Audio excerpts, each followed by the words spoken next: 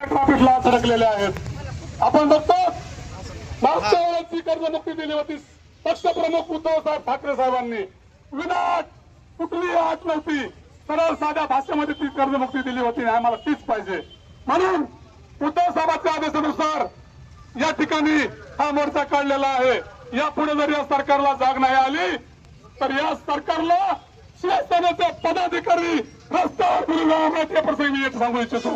म्हणून या ठिकाणी सगळ्या शेतकऱ्यांना विनंती आहे, यापुढेही आपण ज्या वेळेस आंदोलन पडेल त्या वेळेस प्रचंड संख्येने हजर व्हावं अशा प्रकारची विनंती करतो आणि थांबतो।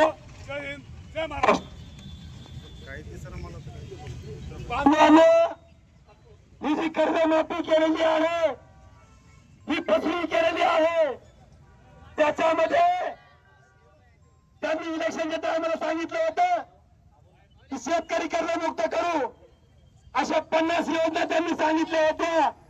लाडक्या बहिणीची योजना आणली होती, अशा लई मोठ्या योजना त्यांनी आणल्या होत्या, परंतु हे आनाजी पंथाचं सरकार आहे। यांना शेतकऱ्याचं किंवा कोणी गोरगरिबाचं गांभीर्य नाही, कुणाचंही काही देणं घेणं नाही, त्याला सोडू सुटक नाही। शेतकरी मरत आहेत, शेतकरी आत्महत्या करत आहेत, कोणाच्याही त्याला काही वाटत नाही। बांधवांनो, हे निर्लज्ज सरकार आहे। हे सरकार निर्लज्ज आहे। अनाजी पंथाच्या पद्धतीने कपट कारस्थान करत होते, त्याच पद्धतीने या अनाजी पंथाने कपट कारस्थान केलेलं आहे आणि शेतकऱ्याच्या कर्जमुक्तीमध्ये इतक्या अटी टाकल्यात